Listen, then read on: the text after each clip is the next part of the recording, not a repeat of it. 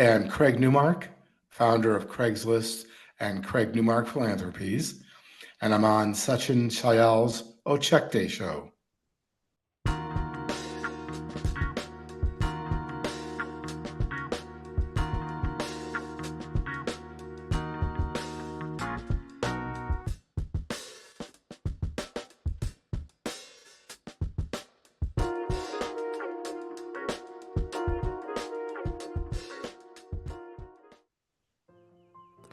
Hello, everyone, and welcome back to the Ochakde Show. We're Silicon Valley's first business and self-improvement podcast for teens hosted by a teen. I'm Sachin Sayal. I'm an 18-year-old award-winning entrepreneur, podcaster, author, and student from the Bay Area. And I interview remarkable and influential entrepreneurs, executives, investors, and leaders and inspiring individuals from all walks of life so we can learn from their stories and level up ourselves.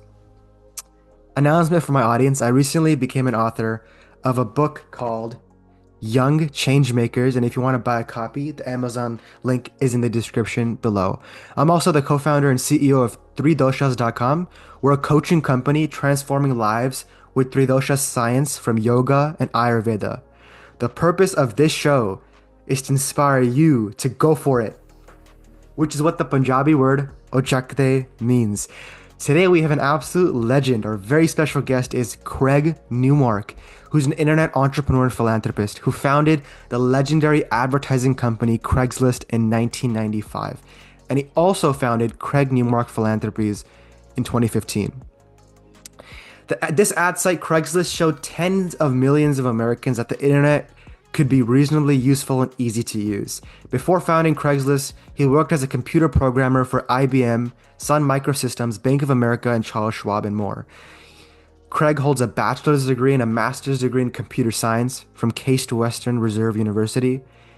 This is the coolest thing in my opinion. In December 2022, he announced that he's giving nearly all of his wealth away to charitable causes. So welcome to the Ochakde Show, Craig. How are you, and what's new and exciting? Hey, things are good. I'm excited to be here. I love that. By the way, you're joining in from SF right now, right? Yeah, I'm in San Francisco. We have moved to New York City, but we still have a lot of friends and family ties in San Francisco. I love it. It's super cool that both of us are using blue mics. See that? We're both using nice mics. I love your background, by the way. It's really cool, and the plant and everything. I see the Wikipedia sign. I read through your entire Wikipedia this morning and also before. Are you a fan of Wikipedia by any chance? Is that why I was asking that? I feel that Wikipedia is where facts go to live. I'm a major ongoing supporter. Nice. For example, I'm funding Wikipedia for Beginners in New York City. Awesome. Well, also happy belated birthday. But besides that, what is new and exciting right now in your life? At my age, I'm very wary of the new and exciting parts of things. What's happening is that a team I've assembled is trying to build a communications campaign with serious recommendations for cybersecurity. The deal is we need to work together to protect each other and to protect the country. And that's going to be a big effort where everyone plays a role, just like in, I guess, World War II. Yeah, that sounds really interesting. That's super cool. So when I was doing research on you, I saw that on your LinkedIn banner and also on the website for Craig Newmark Philanthropies, you say, and quote, "I'm an old school nerd helping to protect the people who protect our country." Can you explain what that means to my teen audience? There's different parts of it. In high school, I was a stereotypical nerd, no social skills, no real ability to read social clues. And to fill out the cliche, I wore a plastic pocket protector and I had thick black glasses taped together. That was me. Now I figure I might as well make use of my dysfunction and my skills to help the people who are already protecting the country do a lot better. That includes military families who give up a lot. Yep. That includes veterans. And this also includes the people who are fighting to protect us all in cyberspace. Um, right now, our adversaries are really going after like water and power utilities, telecommunications, ISPs, and we all got to pitch in to help out. I agree. Recently, well, actually not recently, but a few months ago, I had Anthony Pompliano, who's a crypto proponent, and he's also a U.S. veteran. Also, one of my neighbor, my really close friend that I've known since elementary school, Evan. He's actually he's a U.S. Marine, and he's doing his infantry training right now. I have so much respect for people that serve this country. I think the U.S. is a beautiful nation. I think it's the best nation in the world, in my opinion, and I really like appreciate that um, exactly what you say, like on your LinkedIn and on your thing, that you're protecting the people who protect our country. That's really commendable, and I appreciate you for doing that. Okay, let's talk about Craigslist now. Okay, can you tell us about the story of founding Craigslist? How did you come up with the idea? What inspired you to take action? And how did you scale your business to becoming a super popular company and literally a household name? Like as I was telling you, when my parents did rentals or when they were in Singapore and they moved here, they sold stuff on Craigslist. I've used Craigslist. All my friends, my family. So how did it go from it was 1995, it was Craig Newmark, he had the idea. Can you just tell us the story of all that? It's fascinating. Well, it's kind of accidental entrepreneurship. I see. Basically, in early 95, a lot of people had helped me settle into town pretty well. And I figure it's kind of time to give back. Now and then I heard about events which were about arts and technology in what I thought were interesting ways. I started a simple CC list, Hmm. and the people who I included told me about more stuff going on. So I kept posting. It spread word of mouth. Other people wanted to be added to the list.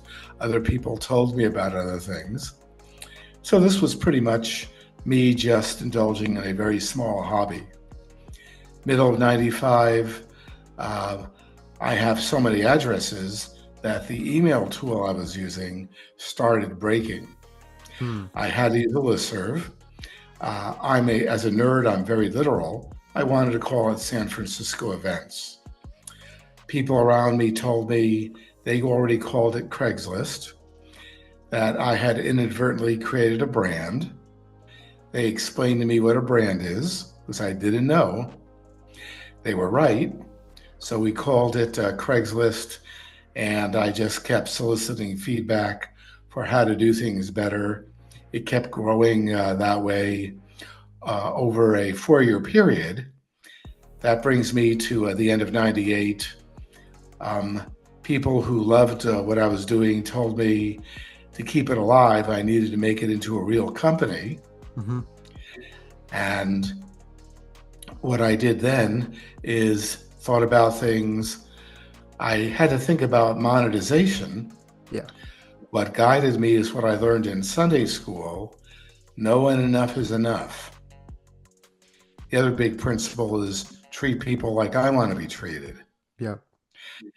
And this meant, well, a lot of these seasoned bankers were telling me I should do the usual Silicon Valley thing, monetize heavily, and they'll throw billions at me.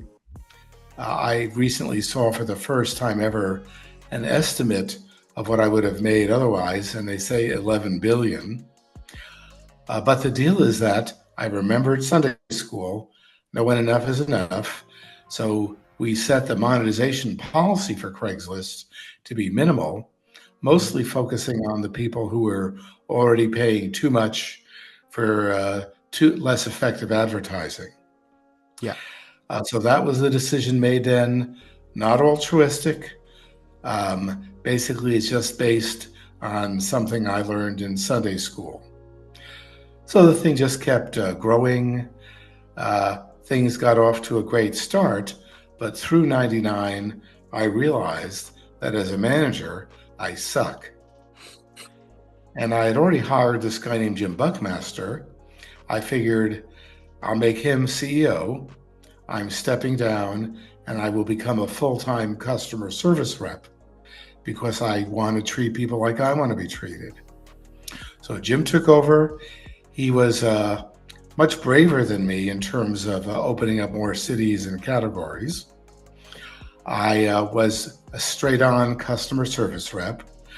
I was not in management at all.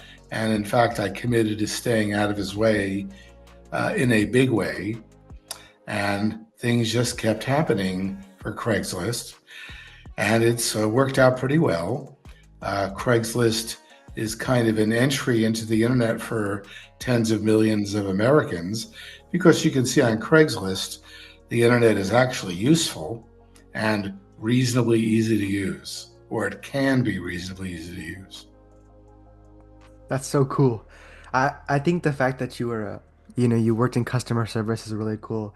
I've seen people online saying, "I wonder who Craig from Craigslist is," and that's who you are. Um, I I also think it's really cool because so I've graduated high school. I'm starting university in January. I'm going to be an advertising major actually at San Jose State University. So I think it's really cool that you started an advertising company, and I think Craigslist, like because it was founded in 1995, like when people were like exploring the internet and stuff, it was like the big thing, and it still is today too. I'm curious, how many people do you think you helped with customer service in your like time doing that? It's probably not possible to estimate, particularly since the big impact is for years now. I've been telling everyone that I'm a customer service rep, making a big deal out of that. And I'm hoping that that's meant not only does Craigslist do a better than expected job of customer service, particularly for a mostly free site, Hmm. I do know that I've inspired people in other areas to do a better job. As for how big that's gotten, there's no way of telling. All I can do is keep talking about it and just never stop. Honestly, I've never really heard of a story of the founder of the company working in customer service. It's really cool how you did that. I also think Craigslist is really cool because, like, I know with your competitors you can sell stuff, but with Craigslist, like, you can do jobs, housings, for sale items wanted, like, services, gigs, resumes, discussion forums. I think the way that you thought about the idea of putting all those into one company was really awesome. I also want to ask you, what important lessons did you learn about entrepreneurship from founding Craigslist? Maybe there's a few things like knowing when to get out of the way. And a lot of what you just gave me credit for, the credit should go to Jim. But I also learned the hard way that no good deed goes unpunished. Frankly, in 2010, we got hit by a professional dirty tricks operation, and I didn't understand what was happening or anything to do about it for 2 years, after which a lot of damage had been done.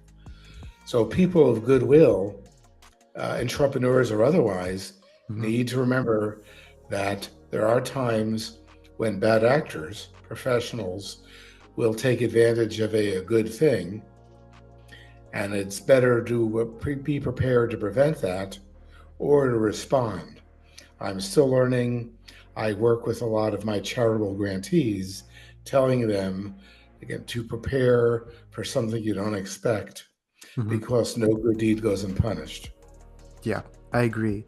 Thank you for bringing up the charitable stuff because that was actually my next question. So, as I mentioned before, in December 2022, Craig announced that he's giving nearly all his wealth to charitable causes. So, I wanted to ask you, can you tell us about Craig Newmark Philanthropies? What's the mission and why is philanthropy so close to you? Well, my philanthropic mission is basically to give away 80% or so of my net worth. And I've pretty much committed to that right now, given that I have a 501c4 and I've put all my Craigslist equity in there. Um, the deal is that there's a lot of areas which don't get enough attention, and I could do something about that. And it's particularly where the country is under threat, like in cyberspace, Hmm. cybersecurity. We also need to support the people who've sacrificed a lot for the country. That includes veterans and military families.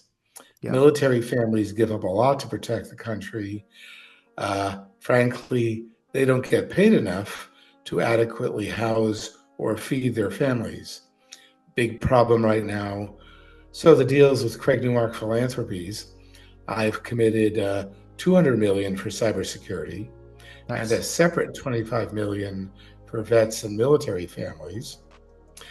I support other areas in larger or small ways, like I am supporting a couple projects using AI for customer service, and I actually do support pigeon rescue. This is a pure self-indulgence. I love birds, and I may have a sense of humor. Nice. Yeah. And as I mentioned earlier, right, like having Anthony Pompliano on my show every Veterans Day, I wish him. I mean, even my friend Evan, who's a U.S. Marine, is infantry training right now. I honestly think like these people who like the amount of discipline, the amount of hard work, the amount of like dedication and passion and purpose and perseverance and resilience that these people in the army or like Navy SEALs or US Marines or it's just I really appreciate that you're helping those people and I think it's really commendable work that you're doing with Craig Newmark Philanthropies. So you worked at the US Department of Veteran Affairs for 1 year. I saw this on your LinkedIn from 2013 to 2014, and your role was nerd in residence. um, can you explain what that means to my audience? Well, first I'll just say that I was not successful in this role, not as I hoped to be. The intent is that I would offer useful advice in technology. I didn't really do that effectively because they didn't need my help in that regards. I see. Where they needed help, and maybe still need help these days, is just getting out the word better, Hmm. where they have already figured out how to do better technology. When I went there, they had created something called Veterans Benefits Management System Nice. to convert a paper-based system to an electronic claim system. They did a good job at it. They were getting all their big stacks of paper online. So they actually did a good job and just really didn't tell the public about it. I tried to unsuccessfully. I still working on it, still talking with them, but I don't know how to help do much further. Uh, they needed better communications, and frankly, for a lot of the things they wanted to do, they need better support from other branches of the federal government. I only realized a lot of this afterwards, by which point it was too late, with one exception. I handed out my business card a lot, which for Craigslist said founder and customer service rep. A lot of people saw the customer service rep part, and somehow that motivated them to try to make things better at Veterans Affairs. They have succeeded to some unknown extent, unknown because they're bad at telling people about it. Hmm. The business card story. Do you actually still have one of those right now, where it says that, or not anymore? Not handy. These days, for the most part, it's just a matter of exchanging email addresses. Yeah, yeah. Uh, there, there is an interesting generation gap. The older people I meet are the people who tend to ask for business cards. The younger people I meet uh, don't think about it. LinkedIn, I guess, is the new business card. Um, yeah. Sorry, you're gonna say something? Oh, I am a heavy LinkedIn user. Yes, yes, you are. You nearly have 1 million followers, and you guys can go follow Craig Newmark on LinkedIn. Um, I had a question for you. So, I've noticed that you really like using the word nerd a lot. In my opinion, honestly, I think that most of the really successful people in the world right now in tech or in AI or in data science, or computer science, I think they're technically all nerds. So, what is your definition of a nerd because in my opinion, I actually think it's a good thing to be a nerd because that means you're actually really passionate about what Okay. your work. So what's your definition? Well, a nerd, classically speaking, is someone with few skills, close to no skills, for reading social cues, for is generally in social situations kind of clumsy. Mhm. That's me, and maybe more focused on knowledge than book knowledge than being able to read people. It's a kind of the difference between street smart and school smart. Yeah. Now, I've learned to assume normal human social behavior and affect in some ways, but I'm still a nerd. However, doing customer service has helped me learn and make natural a large amount of empathy. And there are still a lot of tech people who've never learned that. Hmm. I don't know what to do about that. I just focus on doing a good job in areas where I've committed to. That's awesome. Well, whether you feel like you're a nerd or not, or whether the world thinks that you had an illustrious career and you honestly like changed the world with Craigslist. I also want to ask you because this show is for teens. I'm curious, what drew you to doing computer science? And do you think doing like getting a master's in computer science from Case Western Reserve University helped you in your career as an internet entrepreneur that founded Craigslist?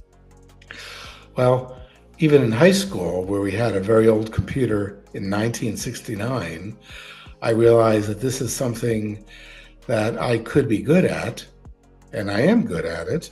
Hmm. I still had intentions going to college to do quantum physics, Ooh, but I realized that I'm not smart enough for it. It requires a lot of math, which was proving too difficult. And I also realized you had to be among the top 1% or less to do well in the field to get a good job. So I switched into computer sciences. At first, I wanted to go into neural network AI, which wow. is the stuff behind ChatGPT and all that. Yeah. Then I realized, this being 1973, that someday I might want a job. And so I went into more straightforward systems programming, which worked out well for me. Nice. Actually, a lot of my friends are doing computer science right now too, and I know someone from my high school that's also going to Case Western Reserve University. Actually, I'm part of if you're familiar with Sal Khan from Khan Academy, the founder of Khan Academy, he started another thing called Schoolhouse.world, and I was on the founding team of that, and we're actually partnered with Case Western Reserve University. So it's nice to be talking to an alumni. In your opinion, Craig, what's the best piece of advice you've ever received, and what's the worst piece of advice you've ever received?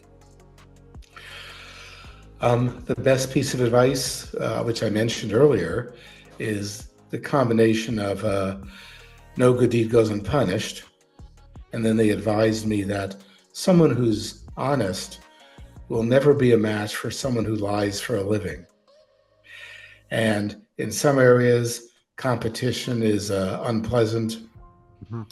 And the deal is that people of goodwill need to be prepared for attacks that we just can't emotionally understand, because I just plain don't understand for being attacked for doing the right thing, Yeah. but that has been a problem.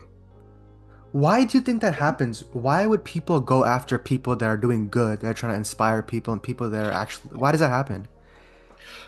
It is very profitable to generate fake outrage. Hmm, That's always a strategy for engagement. I see. Yeah. And the people who are motivated by this um, figure that they don't care who they hurt, and they Hmm. may hurt millions. They're going to make a profit. Really shameful, in my opinion. Uh, it's kind of sad that happens. It's unfortunate, but I think it also, not that it's positive in any way, but I think even when entrepreneurs are starting, sometimes say, "Oh, this is a dumb idea. You're not going to get funding. This is not." That actually builds resilience. That builds perseverance, and then when you make it, you're like, "Hey, look, I did it." and you feel proud of yourself. Um, so as we wrap up here, these are the last two questions that I asked all my guests. The first one is, what's your all-time best advice for teens?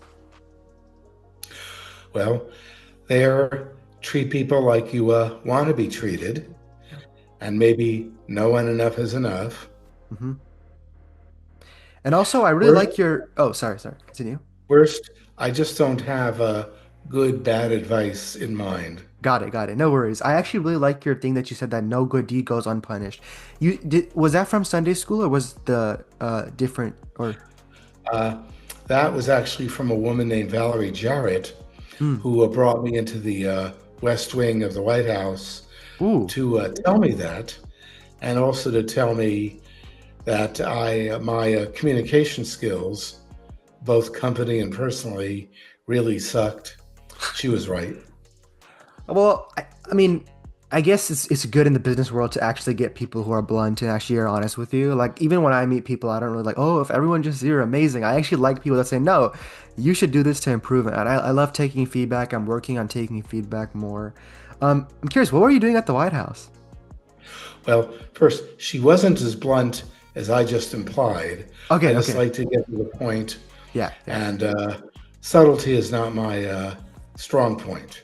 No worries. Um, the White House mostly had to do with support for veterans, support for military families, and stuff like support for cybersecurity. Hmm. It sounds great, and it is great your first few times. Yeah. Then you may get a little bored of it. Yeah. And I'm curious, what were you doing like something with the government with the White House at that time, or when was this? Well, this was around 2010, I see. around the time when I was pushing heavily for lots of engagement with social media, Hmm. but again, with a special focus at that point for vets. I didn't realize the need to support military families then, Hmm. and I didn't understand how important cybersecurity would be. Yeah. Honestly, I think that's why companies like Palo Alto Networks and Zscaler are doing well because cybersecurity is super important in my opinion. And I'm glad you're donating to that and you're donating to US veterans. So Craig, this is the last question of the day. It is what was your favorite part of being a guest on the Ochakde show today? Um, you ask questions from a different perspective in terms of what I've learned, and I guess I have learned some things the hard way, but they were necessary lessons and, sometimes a little painful. But if I turned it around, I could turn that into stuff which helps a lot of people avoid that pain. That's awesome. Well, that was an awesome episode, guys. Go follow Craig Newmark on LinkedIn, X as well, your website too. And yeah, that was anything else you'd like to say to my teen audience before we end off? Don't forget Blue Sky. The deal is that there are mass communication means which are open to everyone. And I think it's really important for people to establish a presence. Awesome. Well, Craig, thank you so much for being a guest on the Ochakde show. I really appreciate your time. It was truly an honor to have the founder of Craigslist and the founder of Craig Newmark Philanthropies on my show. Guys, make sure to hit the subscribe button, and I'll see you guys next time.